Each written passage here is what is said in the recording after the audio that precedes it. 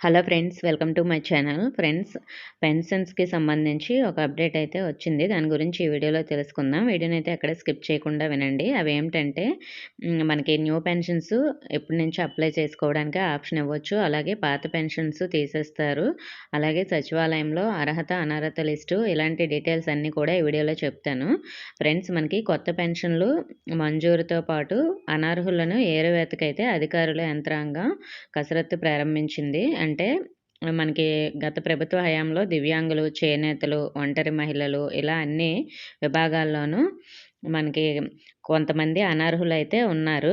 అంటే పాత పెన్షన్స్ అన్నీ తీసేయరండి. కొంతమంది పెన్షన్స్ మాత్రమే పోయే ఛాన్స్ ఉంటుంది. అంటే ఎలిజిబుల్ కాకపోయినా ఏదో ఒక సర్టిఫికేట్ అనేది వాళ్ళు సృష్టించి వాళ్ళు కొంతమంది పెన్షన్ అనేది పెట్టి పెన్షన్ తీసుకుంటున్నారు కదా! అటువంటి వారి పెన్షన్స్ అయితే తీసేస్తారు. ఒకవేళ మీ పెన్షన్ అనేది ఎలిజిబుల్ అయితే మీరు ఎటువంటి భయపడాల్సిన అవసరం లేదు. కొంతమంది ఇప్పుడు వికలాంగులు పెన్షన్స్ పెట్టుకున్నారు. చాలామంది అమౌంట్ ఇచ్చి సర్టిఫికేట్ చేయించుకొని వికలాంగుల పెన్షన్ పొందుతున్నారు. అలాంటివి అలాగే చేనేతలు, అలాగే ఒంటరి మహిళలు ఇలా అంటే కొంతమంది భర్త ఉన్నా కూడా లేనట్లు సర్టిఫికేట్ అనేది సృష్టించి మరీ పెన్షన్స్ అనేవి తీసుకుంటున్నారు. అలాంటి పెన్షన్స్ అయితే తీసేస్తారండి. దీనికోసం ఒక ప్రత్యేక యాప్ కూడా రూపొందించి అలాగే చాలా మార్గాల్లో డేటా కూడా సేకరించి ఇలాంటి పెన్షన్స్ అన్నీ కూడా తీసేస్తామని క్లియర్‌గా ఈరోజు న్యూస్ ఆర్టికల్‌లో కూడా ఇవ్వడం జరిగింది. అలాగే వృద్ధులు, వితంతువులు, ఒంటరి మహిళలు, దివ్యాంగులకు అర్హత ఉన్నా కూడా చాలామందికి పెన్షన్స్ అనేవి పక్కన పెట్టేశారు రాకుండా. గత ప్రభుత్వం దాదాపు 8 లక్షల మంది పెన్షన్లు తొలగించారు. ఇప్పుడు ఎన్డీఏ ప్రభుత్వము అర్హత ఉన్న ఏ ఒక్కరికి పెన్షన్ దూరం కాకూడదనే లక్ష్యంపై దృష్టి సారించింది. సో, దీనికి సంబంధించి అన్నీ కూడా డేటా సేకరించి అంటే చాలామంది కొన్ని కారణాల వల్ల అంటే మనకి 6 స్టెప్ వాలిడేషన్ ప్రకారం కొంతమంది కొన్ని నిబంధనల ఆధారంగా అయితే పెన్షన్‌కి అర్హత ఉన్నా కూడా వీళ్ళు ఎలిజిబుల్ కాదనే కారణం చేత వాళ్ళకి పెన్షన్ అనేది రాలేదు. అలా ఎవరైతే ఎలిజిబుల్ అయ్యి పెన్షన్ రాలేదో అటువంటి వారికి కొత్త పెన్షన్లు కూడా మంజూరు చేస్తామనైతే ఇక్కడ క్లియర్‌గా చెప్పారు. అలాగే అర్హుల్ని, అనర్హుల్ని కూడా గుర్తించి వాళ్ళ యొక్క లిస్టు అంటే మీరు ఎలిజిబులా, ఇనెలిజిబులా అనే లిస్ట్ కూడా గ్రామ వార్డు సచివాలయంలో ప్రదర్శిస్తారంట. సో, ఈ లిస్ట్‌లో తేడాలుంటే ప్రభుత్వం దృష్టికి తీసుకువెళ్ళే అవకాశాన్ని కూడా కల్పిస్తారు. అంటే ఒకవేళ మీరు ఎలిజిబుల్ అయినా కూడా ఇనెలిజిబుల్ లిస్ట్‌లో మీ నేమ్ వచ్చిందనుకోండి, అలాంటప్పుడు మీరు మళ్ళీ గ్రీవియన్స్ అనేది పెట్టుకోవడానికి ఆప్షన్ ఇస్తారు. అప్పుడు మీరు మళ్ళీ ఎలిజిబుల్ అనేది అవుతారు. ఒకవేళ మీరు నిజంగా ఇనెలిజిబుల్ అయితే మీరు పెన్షన్ అనేది ఆగిపోతుంది.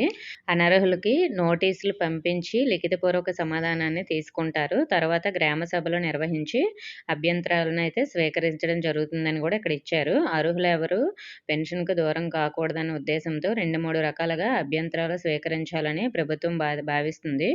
అన్నింటినీ మళ్ళీ ఎంపీడీఓలు, మున్సిపల్ కమిషనర్లతో తనిఖీ చేయించనుంది. అంటే వీళ్ళు వెరిఫికేషన్‌కి అయితే వస్తారు. కొత్త వాటి మంజూరుకు అక్టోబర్‌లో దరఖాస్తులను స్వీకరించే అవకాశం ఉంది. అంటే కొత్త పెన్షన్స్ కోసం కూడా అక్టోబర్ నుంచే మనకి కొత్తగా ఆప్షన్ అయితే అప్లై చేసుకోవడానికి ఇస్తారు. క్షేత్రస్థాయిలో పరిశీలన తర్వాత వాటిని ధృవీకరించి దరఖాస్తుదారుల నుంచి సెల్ఫ్ డిక్లరేషన్ తీసుకుంటారు. అర్హుల దరఖాస్తులను అధికారులు ఆమోదించకపోయినా గ్రామ సభల ద్వారా ప్రభుత్వం దృష్టికి అయితే తీసుకెళ్లే అవకాశం అయితే ఉంటుంది. అంటే పై అధికారులు మీ పెన్షను రిజెక్ట్ చేసినా కూడా మేము ఎలిజిబుల్ అనే గ్రామ సభల ద్వారా అయినా కూడా మీరు ప్రభుత్వానికి చెప్పొచ్చు. సో, మరి చాలా వరకు అనర్హుల లిస్టుల కోసం అయితే చాలా మార్గాల్లో వాళ్ళు డేటా అయితే సేకరించారు. దీనికోసం ప్రత్యేక యాప్‌ను కూడా రూపొందించనున్నారు. ఆ యాప్ ద్వారా మనకి ఎవరు ఎలిజిబులా, ఇనెలిజిబుల్ అనేది కూడా వాళ్ళు చెక్ చేస్తారు.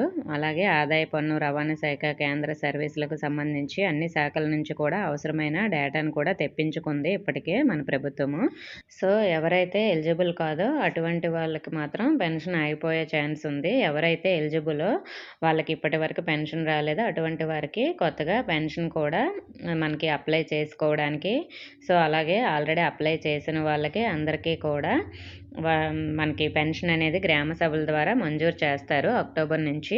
సో, మరి దీనికి సంబంధించి గ్రామ సభలు ఎప్పటి నుంచి స్టార్ట్ అవుతాయి, అలాగే సచివాలయంకి ఎలిజిబుల్ అండ్ ఇనెలిజిబుల్ లిస్ట్ ఎప్పుడొస్తుంది, అన్ని డీటెయిల్స్ కూడా సచివాలయంకి వచ్చిన ఇన్ఫర్మేషను మీకు వెంటనే షేర్ చేస్తాను. ఓకే ఫ్రెండ్స్, ఈ ఇన్ఫర్మేషన్ నచ్చితే వీడియోని తప్పకుండా లైక్ చేసి మీ ఫ్రెండ్స్‌కి షేర్ చేయండి. మన ఛానల్‌ని సబ్స్క్రైబ్ చేసుకోండి. Thank you for watching.